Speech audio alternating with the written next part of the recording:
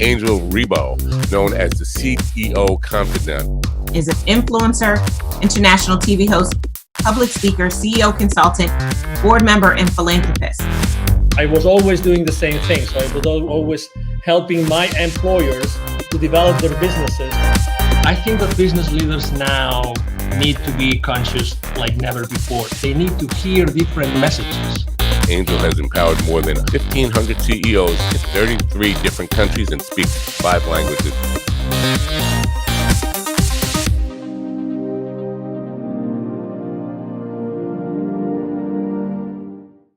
Hello, everybody. This is Angel Rebo, the CEO Confidant, with another show of the CEO Confidant TV. And we are here today again with Mr. Neville Joffe, the executive educator. Hi, Neville. How are you? Good. How are you, Angel? Good to see you. Good to see you. So just to put things in reference so that you know, Neville is an executive trainer, executive educator. He's trained more than 20,000 C-level executives and business operators in large corporations for the last 25 years. I'm talking about companies like Hallmark Cards, Campbell's Soup, Constellation Brands, and many others. So, you know, we're going to have the conversation around, our conversation around chapter number 9 of your latest book, which is called, you know, The Baker's Dozen Rules of Highly Successful Business Operators. And the title of the book is pretty straightforward. I love it. It's Poppen, which might not tell you much yet, but when I tell you what Poppen means, it will. If your process or proposed plan doesn't improve equity, the answer is no. That's a pretty provocative, thought-provoking title, Neville, don't you think? Yes. So it's just some background to this. During all my teachings for the last lot of years, I've often had CFOs or financial people sitting in my business literacy workshops, not about them learning this material, but rather how to communicate this with their own employees. And I used to hand out a certificate, I still do actually, hand out a certificate of Poppen to see if your process or proposed plan does not improve equity. The answer is no.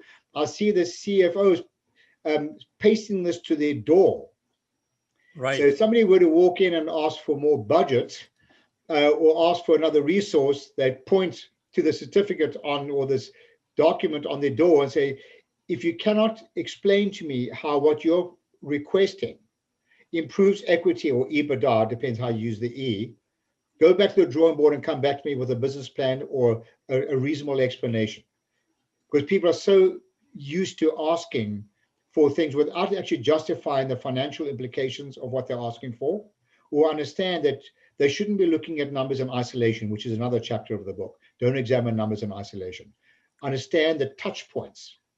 Right. Or this financial decision that you've now made. Why would you say that people, I mean, it sounds so natural and so obvious, but it's not the case. Why do you think this is not the case? That typically people don't have this in their mind before making a business decision? One word for it, Angel: naivety. Naivety. People are naive. People are financially naive. And I know the listeners have heard this expression before, but people don't know what they don't know. They don't know what they don't know. They never or rarely apply their mind to all the touch points, all the resources that are affected as a result of a decision. So, for example, someone in marketing may say, we're going to put out a marketing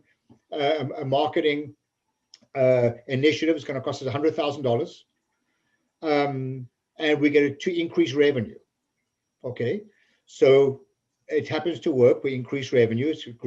Maybe it's a wonderful marketing campaign, but how many of the people in the organization, we're putting the CFO aside here, how many people in the organization actually have thought about what other resources are affected when revenues increase?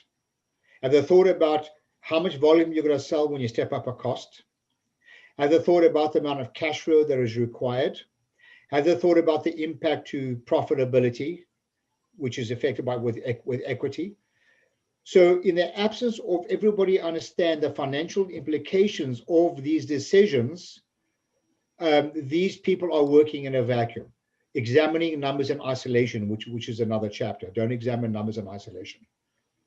It was pretty shocking to listen to you when you said naivety, right? Because obviously there's so much money spent in education in corporate, right? So naivety. So have you actually tested or tried or asked, what would you say is the rate of financial illiteracy in corporations today? Oh my word, Angel, we've polled people over the last almost 25 years using various methodologies. And according to our testing, I'm talking about non-financial people now, operators, whether it be executives, I'm including senior executives in companies, right down to grassroots. The average level of financial literacy is less than 40% at a basic level. Expressing this another way, the majority of people are 60% financially illiterate. Wow. I mean, you know how scary that is? Yeah, can you imagine how much profit is left on the table, if you will, by making financial decisions that have a financial implication and they don't even know it? How can the training that you deliver, right? The training that you've been delivering and that you deliver today, how can it help organizations to do a better job? So if you look at the framework on the top corner of my screen, you'll see that it says sustainable profits and cash flow. That's the reason why we're in business. It should drive sustainable profits and cash flow. Your investors don't really care that much about what we do. They really care about profits and cash flow in the end. But to do that, nobody can do it alone. So the objective of our education programs is to help. Well, first, let me go back one step. You'll see on the top it says accountability. It's not reasonable to hold people accountable if they're not engaged in the decision-making process and if they're not educated. Right. It's just not reasonable. So it is incumbent upon the leadership of an organization to ensure, however they do this, to ensure that people are engaged in the process of decision-making, and that they are educated to understand the financial implications of the decisions, always pointing to the ultimate reason why we're in business, which is profits and cash flow. In the absence of which they are operating in a vacuum, and it is so dangerous. So according to your experience, what do you think makes the way that you've been training, you've been educating, business operators in the last 25 years, what makes it different? I think it's fair to say that there are many non-financial people that would rather have root canal without anesthesia than have to sit down and go through and learn about finance, accounting, anything related to the word finance. Herein lies the issue. It's because of that companies are not losing money, but losing the opportunity to have made so much more money by people being aware. This is not about turning people into accountants. It's not about debits and credits. It's got nothing to do with any of that. It's got to do with understanding the story behind the numbers on a set of financial statements, because that is all your shareholders care about.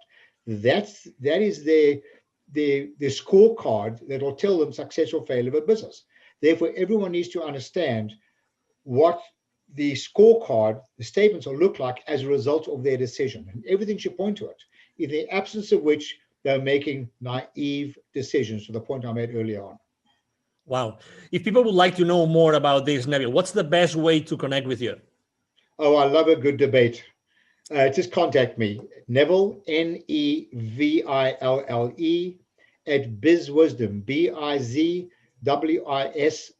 bizwisdom.com.